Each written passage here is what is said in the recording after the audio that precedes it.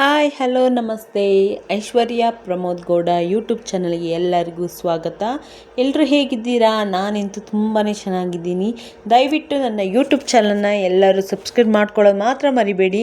ಇವತ್ತಿನ YouTube channel ನಿಮಗೆಲ್ಲ ಖುಷಿಯಾಗುತ್ತೆ ಅಂತ ನಾನು ತಿಳ್ಕೊಂಡಿದ್ದೀನಿ. ದಯವಿಟ್ಟು ನನ್ನ ಯೂಟ್ಯೂಬ್ ಚಾನಲ್ನ ಶೇರ್ ಮಾಡಿ, ಲೈಕ್ ಮಾಡಿ, ಹಾಗೆ ಕಮೆಂಟ್ ಮಾಡಿ, ಹಾಗೆ ನನ್ನ ಯೂಟ್ಯೂಬ್ ಚಾನಲ್ನ ಸಬ್ಸ್ಕ್ರೈಬ್ ಮಾಡ್ಕೊಳ್ಳಿ.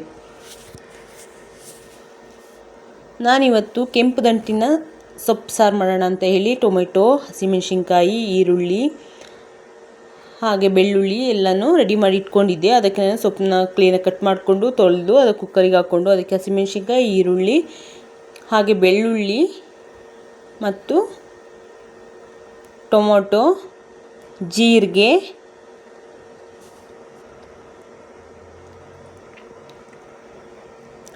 ಟೊಮೊಟೊ ನಾನು ಜಾಮೂನ್ ಟೊಮೊಟೊ ತಗೊಂಡಿಲ್ಲ, ನಾನು ಬಂದು ಹುಳಿ ಟೊಮೊಟೊ ತಗೊಂಡಿದ್ದೀನಿ. ಅದು ತುಂಬಾ ಚೆನ್ನಾಗಿ, ಜಾಮೂನ್ ಟೊಮೊಟೊಕ್ಕಿಂತ ಹುಳಿ ಟೊಮೊಟೊ ತುಂಬಾ ಚೆನ್ನಾಗಿರುತ್ತೆ. ಹಾಗೆ ಅರಿಶಿನ ಮತ್ತು ನಾನು ಬೇಳೆನ ಸ್ವಲ್ಪ 1 ಅವರ್ ಟೈಮ್ ನೆನೆಸಿಟ್ಟಿದ್ದೆ. ಇಲ್ಲಾಂದರೆ ಅದು ಸೊಪ್ಪಿನ ಜೊತೆ ಬೇಯೋದಿಲ್ಲ ಅಂಥೇಳಿ 1 ಅವರ್ ನೆನೆಸಿಟ್ಟಿದ್ದೀನಿ. ಹಾಗಾಗಿ ಬೇಳೆನ ಸಮೇತ ಆ್ಯಡ್ ಮಾಡ್ಕೊಂಡಿದ್ದೀನಿ. ಬೇಳೆ ಹಾಗೆ ಸ್ವಲ್ಪ ಉಪ್ಪು, ಸೊಪ್ಪು ಬೇಯೋಷ್ಟು ಮಾತ್ರ ಸ್ವಲ್ಪ ಹಾಕ್ಕೊಳ್ಳಿ. ಆಮೇಲೆ ನಿಮಗೆ ಬೇಕಾದಷ್ಟು, ತುಂಬ ನೀರು ಹಾಕ್ಕೋಬೇಡಿ, ಯಾಕೆ ಸೊಪ್ಪು ಫುಲ್ಲು ಬಾಡಿ ಸಿಂಡು ಹೋಗೋದ್ರಿಂದ ಜಾಸ್ತಿ ನೀರೇನು ಅವಶ್ಯಕತೆ ಇಲ್ಲ. ಸ್ವಲ್ಪ ನೀರು ಹಾಕ್ಕೊಳ್ಳಿ. ನೀರು ಹಾಕ್ಕೊಬಿಟ್ಟು ಅದನ್ನು 3 ವಿಶಿಲ್ ಕ್ಲೀನಾಗಿ ಹಾಕಿಸ್ಕೊಳ್ಳಿ. ಕ್ಲೀನಾಗಿ 3 ವಿಶಿಲ್ ಆಗಬೇಕು. ತುಂಬಾ ಚೆನ್ನಾಗಿ ಬೆಂದಿರುತ್ತೆ. ನೋಡಿ 3 ವಿಶಿಲ್ ಆದ ತಕ್ಷಣ ನೋಡಿ ಫುಲ್ ವಿಶಿಲ್ ತೆಗೆದು 3 ವಿಶಿಲ್ ಈ ಥರ ಬೆಂದಿದೆ. ನಾನು ಫುಲ್ಲು ಸ್ಪೂನಲ್ಲೇ ಹಾಗೇ ಸ್ಮ್ಯಾಶ್ ಮಾಡ್ಕೊಳ್ತೀನಿ. ನೋಡಿ ಕ್ಲೀನಾಗಿಯೇ ಬೆಂದಿದೆ.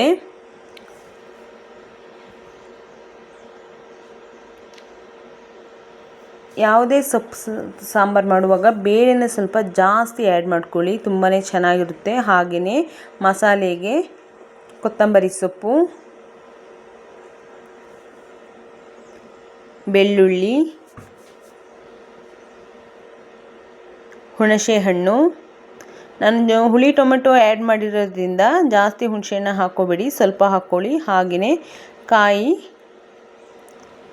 ಅರ್ಧ ಕಪ್ ಕಾಯಿ ಹಾಕ್ಕೊಂಡಿದ್ದೀನಿ. ಬೇಳೆನೂ ಜಾಸ್ತಿ ಹಾಕ್ಕೊಂಡಿದ್ರೆ ಕಾಯಿನ ಜಾಸ್ತಿ ಯೂಸ್ ಮಾಡಿಲ್ಲ.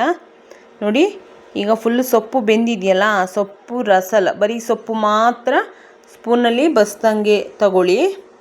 ಫುಲ್ಲು ನಿಮಗೆ ಎಷ್ಟು ಗಟ್ಟಿ ಸಾಂಬಾರು ಬೇಕು ಅಂದರೆ, ಗಟ್ಟಿ ತಿನ್ನೋರು ಇರ್ತಾರೆ ಮತ್ತು ತೆಳು ಸಾಂಬಾರು ತಿನ್ನೋರು ಇರ್ತಾರೆ. ನಾನು ಬಂದು ಇದು ರೊಟ್ಟಿಗೆ, ಅನ್ನ, ಚಪಾತಿ, ಮುದ್ದೆ ಎಲ್ಲಕ್ಕೂ ಆಗೋ ಥರ ನಾನು ಈ ಥರ ಸೊಪ್ಪು ಸಾಂಬಾರು ಮಾಡೋದನ್ನ ಹೇಳ್ಕೊಡ್ತಾ ಇದ್ದೀನಿ. ಸೊಪ್ಪನ್ನ ಎಲ್ಲನೂ ತಗೊಳ್ಳಿ, ರಸನ ತಗೋಬೇಡಿ, ಸೊಪ್ಪನ್ನು ಮಾತ್ರ ತಗೊಳ್ಳಿ. ಸೊಪ್ಪನ್ನ ತಗೊಂಡ ನಂತರ ಸೊಪ್ಪನ್ನ ಸ್ವಲ್ಪ ಆರೋದಕ್ಕೆ ಬಿಡಿ. ಸ್ವಲ್ಪ ಕ್ಲೀನಾಗಿ ಆರಬೇಕು. ಅದಕ್ಕೆ 1 ಸ್ಪೂನ್ ಧನಿಯಾ ಪುಡಿ. ಅದು ಆರಿದ ನಂತರ ಮಿಕ್ಸಿಲಿ ಕ್ಲೀನಾಗಿ ರುಬ್ಬಿದ ನಂತರ ನೋಡಿ ಆ ಥರ ಮಸಾಲೆ ಬಂದಿದೆ. ಆ ಮಸಾಲೆಯನ್ನು ನೀವು ಸ್ವಲ್ಪ ಬಾಕಿ ಮಾಡಿರ್ತೀರಲ್ಲ ಸೊಪ್ಪು ಮತ್ತು ರಸ, ಅದರೊಳಗೆ ಮಿಕ್ಸ್ ಮಾಡ್ಕೊಳ್ಳಿ ಕುಕ್ಕರಿಗೆ. ನೋಡಿ ಈ ಥರ ಬಂದಿದೆ.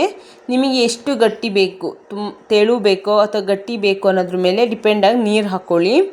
ನಾನು ತುಂಬಾ ತೆಳು ಮಾಡ್ಕೊಂಡಿಲ್ಲ, ಮೀಡಿಯಮ್ ಮಾಡ್ಕೊಂಡಿನಿ. ಅದೇ ಮಿಕ್ಸಿ ಜಾರಿಗೆ ಸ್ವಲ್ಪ ನೀರನ್ನು ಹಾಕ್ಕೊಂಡು ನೋಡಿ ನಾನು ಸ್ವಲ್ಪ ನೀರನ್ನ ಆ್ಯಡ್ ಮಾಡ್ಕೊಳ್ತೀನಿ.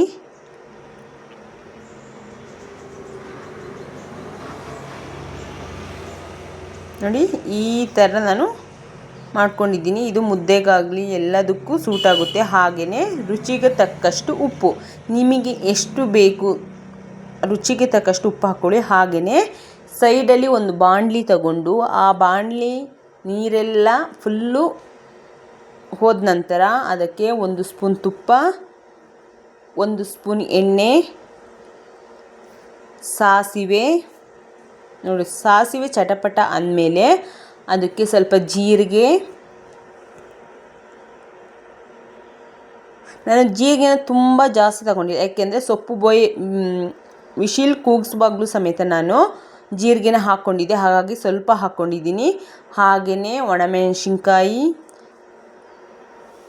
ಕರಿಬೇವಿನ ಸೊಪ್ಪು ಕ್ಲೀನಾಗಿ ಫುಲ್ಲು ರೋಸ್ಟ್ ಮಾಡ್ಕೊಳ್ಳಿ. ಈ ಒಗ್ಗರಣೆ ಕ್ಲೀನಾಗಿ ರೋಸ್ಟ್ ಆಗಬೇಕು ನೋಡಿ. ಕ್ಲೀನಾಗಿ ಫುಲ್ಲು ರೋಸ್ಟ್ ಮಾಡಿದ ನಂತರ ಆ ಒಗ್ಗರಣೆನ ಪಕ್ಕದಲ್ಲಿ ಸಾರು ಕುದೀತಾ ಇದೆ, ನಾನು ಪಕ್ಕದಲ್ಲೇ ಇಟ್ಕೊಂಡಿದ್ದೀನಿ. ಇನ್ನೊಂದು ಒಲೆಗೆ, ಸ್ಟವ್ ಒಲೆಗೆ ಇನ್ನೊಂದಕ್ಕೆ ಇಟ್ಕೊಂಡಿದ್ದೀನಿ. ಅದಾದ ನಂತರ ಆ ಕುದೀತಾ ಇರುವಂತಹ ಸಾಂಬಾರಿಗೆ ನೀವು ಒಗ್ಗರಣೆ ಹಾಕ್ಕೊಂಡಿದ್ದೀರಲ್ಲ, ಆ ಒಗ್ಗರಣೆನ ತೆಗೆದು ಆ ಸಾಂಬಾರಿಗೆ ಹಾಕ್ಕೊಳ್ಳಿ. ನಿಮಗೆ ಬೇಕಾಗಿದ್ದಲ್ಲಿ ಬೆಳ್ಳುಳ್ಳಿನ ಆ್ಯಡ್ ಮಾಡ್ಕೊಳ್ಳಿ. ಬಟ್ ನಾನು ತುಂಬ ಬೆಳ್ಳುಳ್ಳಿನ ಸಾಂಬಾರು ಸೊಪ್ಪು ಬೇಯುವಾಗಲೂ ಮತ್ತು ಮಸಾಲೆಗೂ ತುಂಬಾ ಹಾಕ್ಕೊಂಡಿದ್ದೆ, ಹಾಗಾಗಿ ನಾನು ಹಾಕ್ಕೊಳ್ಳಿಲ್ಲ. ಬೆಳ್ಳುಳ್ಳಿ ಸೊಪ್ಪು ಸಾಂಬಾರಿಗೆ ಬೆಳ್ಳುಳ್ಳಿ ತುಂಬ ಜಾಸ್ತಿ ಇರಬೇಕು, ತುಂಬಾ ಚೆನ್ನಾಗಿರುತ್ತೆ ನೋಡಿ. ಫುಲ್ಲು ಮಿಕ್ಸ್ ಮಾಡ್ಕೊಳ್ಳಿ. ಏನೇ ಹೇಗೆ ಸಾಂಬಾರು ಮಾಡಿದ್ರೂ ಒಂದು ಒಗ್ಗರಣೆ ಕೊಟ್ಟ ಮೇಲೇ ಆ ಸಾಂಬಾರಿಗೆ ಒಂದು ರುಚಿ ಅನ್ನೋದು ಬರೋದು. ನಾನಿಲ್ಲಿ ಅಚ್ಚ ಖಾರದ ಪುಡಿನೇ ಯೂಸ್ ಮಾಡಿಲ್ಲ, ಯಾಕೆಂದರೆ ಒಗ್ಗರಣೆಗೆ ಒಣಮೆಣಸಿನ್ಕಾಯಿ ಹಾಕ್ಕೊಂಡಿದ್ದೀನಿ. ಹಾಗೆಯೇ ಸ್ವಲ್ಪ ಹಸಿಮೆಣಸಿನ್ಕಾಯಿನ ಯೂಸ್ ಮಾಡಿದ್ದೀನಿ. ಹಾಗೆಯೇ ತುಂಬಾ ಚೆನ್ನಾಗಿ ಬಂದಿತ್ತು ಸಾಂಬಾರು. ನಾವು ಬಿಸಿ ಬಿಸಿ ಅನ್ನಕ್ಕೆ ತಿನ್ನೋಣ ಅಂಥೇಳಿ ಫುಲ್ಲು ರೆಡಿ ಮಾಡಿ ಇಟ್ಕೊಂಡಿದ್ದೆ. ಹಾಗೆಯೇ ಮಗಳನ್ನ ಸಮೇತ ನಾನು ಟೇಸ್ಟ್ ಕೇಳ್ತಾ ಇದ್ದೀನಿ, ಹೇಗಿದೆ ಮಗಳು, ಸುಳ್ಳು ಹೇಳ್ತಿದ್ಯಾ ನಿಜ ಹೇಳ್ತಿದ್ಯಾ ಹೇಳು ಅಂತ. ಇಲ್ಲ, ತುಂಬಾ ಚೆನ್ನಾಗಿತ್ತು ಸಾಂಬಾರು. ಮುದ್ದೆಗೆ ಬಿಸಿ ಅನ್ನಕ್ಕೆ ತುಂಬ ಸೂಪರ್ ಆಗಿದ್ದಂತಹ ಕಾಂಬಿನೇಷನ್ ಇದು ನೋಡಿ. ಸಾಂಬಾರು ನಾನು ಸಮೇತ ಟೇಸ್ಟ್ ಮಾಡ್ತಾಯಿದ್ದೀನಿ, ಯಾಕೆ ನಾನು ಅಂದಾಜು ಪ್ರಕಾರ ಹಾಕಿರೋದ್ರಿಂದ ನಾನು ಟೇಸ್ಟ್ ಮಾಡಿರಲಿಲ್ಲ. ಬಟ್ ಟೇಸ್ಟ್ ಮಾಡಿದ್ದೆ, ತುಂಬಾ ಚೆನ್ನಾಗಿ ಬಂದಿತ್ತು. ಈ ಥರ ಬಂದಿತ್ತು. ನಿಮಗೆ ಯಾರಿಗಾದರೂ ಈ ಥರ ಮಾಡಬೇಕು ಅನಿಸಿ ದಯವಿಟ್ಟು ನನ್ನ ಯೂಟ್ಯೂಬ್ ಚಾನಲನ್ನು ಸಬ್ಸ್ಕ್ರೈಬ್ ಮಾಡ್ಕೊಳ್ಳಿ. ಇನ್ನು ಮುಂದೆ ಆದಂತಹ ವೀಡಿಯೋಗಳನ್ನು ಹಾಕ್ತಾ ಇರ್ತೀನಿ. ಹಾಗೆಯೇ ಸಾಂಬಾರೆಲ್ಲ ಆದ ನಂತರ ಚಿಕ್ಕ ಪುಟ್ಟ ಕೆಲಸಗಳೆಲ್ಲ ಮುಗಿಸ್ಕೊಂಡು ನಮ್ಮ ನಾಯಿಗೆ, ಅಂದರೆ ನಮ್ಮ ನಾಯಿ ಹೆಸರು ಜಾಕಿ ಅಂತ ಹೇಳಿ, ಜಾಕಿಗೆ ಸ್ನಾನ ಮಾಡಿಸ್ಬೇಕಿತ್ತು. ಹಾಗಾಗಿ ಫುಲ್ಲು ಸ್ನಾನ ಮಾಡಿಸೋಣ ಅಂತ ಹೇಳಿ ಕ್ಲೀನಾಗಿ ಶಾಂಪು ಹಾಕಿ ಚಿಕ್ಕಗಳಾಗ್ತಾ ಇರ್ತವೆ, ಸ್ನಾನ ಮಾಡಿಸ್ಬೇಕು ವೀಕ್ಲಿ 2 ಟೈಮ್ಸು. ಹಾಗಾಗಿ ಸ್ನಾನ ಮಾಡಿಸ್ತಾ ಇದ್ದೆ. ಸ್ನಾನ ಮಾಡಿದ ತಕ್ಷಣ ಅವನಿಗೆ ಒಂದು ಕಾಟನ್ ಬಟ್ಟೆನ ಇಟ್ಕೊಂಡಿದ್ದೀನಿ. ಆ ಕಾಟನ್ ಬಟ್ಟೆಯಲ್ಲಿ ಕ್ಲೀನಾಗಿ ಫುಲ್ಲು ಮೈಯೆಲ್ಲ ಒರೆಸಿ, ಪಾಪ ಅವನನ್ನು ಹಿಂದೆ ಒಲೆ ಇದೆ ನಮ್ಮದು, ಆ ಒಲೆ ಹತ್ರ ನಾವು ಬೆಚ್ಚಗಾಗಲಿ ಅಂತೇಳಿ ಮಲಗಿಸ್ಬಿಟ್ಟು ಬಂದಿದ್ವಿ. ಹಾಗೆಯೇ ಹಸ್ಬೆಂಡ್ ಅಷ್ಟೊತ್ತಿಗೆ ಡ್ಯೂಟಿಯಿಂದ ಬಂದಮೇಲೆ ಫಿಶ್ ಟ್ಯಾಂಕು ಸಮೇತ ಕ್ಲೀನ್ ಮಾಡಿ 1 ವೀಕ್ ಆಗಿತ್ತು. ಹಾಗಾಗಿ ಕ್ಲೀನ್ ಮಾಡೋಣ ಅಂತ ಹೇಳಿ ಪೈಪ್ ಕಲೆಕ್ಷನ್ ತಗೊಂಡು, ಅಲ್ಲಿ ನೋಡಿ ಎಷ್ಟು ಗಲೀಜಾಗಿದೆ. ಆ ಪೈಪ್ ಕಲೆಕ್ಷನಿಂದ ನೀರನ್ನೆಲ್ಲ ಫಿಶ್ ಬೌಲಿಂದ ರಿಮೂವ್ ಮಾಡ್ತಾ ಇದ್ದಾರೆ ನೋಡಿ. ರಿಮೂವ್ ಮಾಡಿದ್ಮೇಲೆ ಈ ಥರ ಆಗಿದೆ ನೋಡಿ, ಎಷ್ಟು ಗಲೀಜಿದೆ ಅಂದರೆ. ಮೀನುಗಳನ್ನೆಲ್ಲ, ಇಷ್ಟೇ ಮೀನಿರೋದು, ತುಂಬ ಮೀನುಗಳಿದ್ದ, ಬಟ್ ಎಲ್ಲ ಸತ್ತೋಗ್ಬಿಟ್ಟಿದ್ದಾವೆ.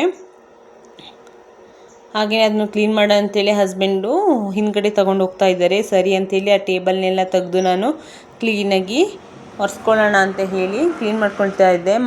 ಮನೆಯಲ್ಲೂ ಸಮೇತ ಈಗ ಗೌರಿ ಹಬ್ಬ ಬರ್ತಾ ಇರೋದ್ರಿಂದ ಸಣ್ಣ ಪುಟ್ಟ ಕೆಲಸಗಳಾಗ್ತಾ ಇದ್ದಾವೆ. ಸಣ್ಣ ಪುಟ್ಟ ಕ್ಲೀನ್ ಮಾಡ್ಕೊಳ್ತಾ ಇದ್ದೀನಿ. ಏಕೆಂದರೆ ನಾವು ಸ್ವಂತ ಮನೇಲಿ ಇಲ್ಲ, ಬಟ್ ಎಲ್ಲೇ ಇರಲಿ ಮನೆಯನ್ನು ಸ್ವಲ್ಪನಾದರೂ ನೀಟಾಗಿ ಇಟ್ಕೋಬೇಕು ಅನ್ನೋ ಕಾರಣಕ್ಕೋಸ್ಕರ ಮನೆಯನ್ನು ಹಬ್ಬನೂ ಸಮೇತ ಇಲ್ಲಿ ಮಾಡೋದಿಲ್ಲ. ಹಾಗಾಗಿ ಹಬ್ಬ ಇಲ್ಲಿ ಮಾಡ್ದೋದ್ರೂ ಮನೆ ಸ್ವಲ್ಪ ಕ್ಲೀನ್ ಮಾಡ್ಕೊಳ್ಳೋದಂತೆ ಸಣ್ಣ ಪುಟ್ಟ ಕ್ಲೀನ್ ಮಾಡ್ಕೊಂಡಿದ್ದೀನಿ. ಹಾಗೆ ಇನ್ನೂ ಸ್ವಲ್ಪ ಬಾಕಿ ಇದೆ. ಹಾಗಾಗಿ ನೋಡಿ, ಹಸ್ಬೆಂಡ್ ಎಲ್ಲ ಫುಲ್ಲು ಕ್ಲೀನ್ ಮಾಡಿ ಬಣ್ಣದ ಕಲ್ಲುಗಳಿದಾವಲ್ಲ, ಫಿಶ್ ಬೌಲಲ್ಲಿ ಬಣ್ಣದ ಕಲ್ಲಿರುವಂತಹ ಅಕ್ವೇರಿಯಂ ಒಳಗೆಲ್ಲ ಕ್ಲೀನ್ ಮಾಡಿ, ತುಂಬಾ ಗಲೀಜು ಮಾಡ್ಕೊಂಡಿದ್ದ. ನೀರು ಮಾತ್ರ ತುಂಬ ಅಂದರೆ ತುಂಬಾ ಗಲೀಜಾಗಿತ್ತು. ಹಾಗಾಗಿ ಕ್ಲೀನ್ ಮಾಡ್ತೀನಿ ಅಂತೇಳಿ ಫಿಲ್ಟ್ರು ಆಗಲಿ ಬೌಲ್ ಆಗಲಿ ಕ್ಲೀನಾಗಿ ನೀರು ಹಾಕ್ಕೊಂಡು 2-3 ಸಲ ಬ್ರಷಲ್ಲಿ ಹಾಕಿ ಉಜ್ಜಿ ಎಲ್ಲ ಫುಲ್ ಕ್ಲೀನ್ ಮಾಡಿದರು.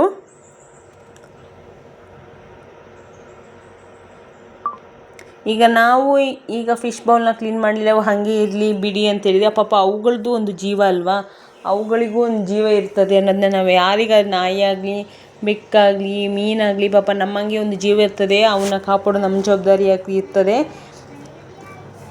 ನೋಡಿ. ಫುಲ್ಲು ಕ್ಲೀನ್ ಮಾಡಿ ಫಿಲ್ಟ್ರ್ ಆನ್ ಮಾಡಿದ್ದೀವಿ. ಹೀಗೆ ಕ್ಲೀನ್ ಮಾಡಿದ್ರು ಹಸ್ಬೆಂಡು. ನನಗೆ ಅಷ್ಟು ಯಾವುದ್ರಲ್ಲೂ ಇಂಟ್ರೆಸ್ಟ್ ಇಲ್ಲ, ಬಟ್ ಹಸ್ಬೆಂಡಿಗೆ ತುಂಬ ಇಂಟ್ರೆಸ್ಟು. ಪ್ರಾಣಿಗಳಂದರೆ ತುಂಬಾ ಇಷ್ಟ ಅವರಿಗೆ. ಮೀನಾಗಿರ್ಬೋದು, ಬೆಕ್ಕು, ನಾಯಿ ಅನ್ನೋದು ತುಂಬ ಇಂಟ್ರೆಸ್ಟ್ ಅವರಿಗೆ. ಪ್ರಾಣಿಗಳು ಸಾಕೋದು ಅಂದರೆ ತುಂಬಾ ಇಷ್ಟ.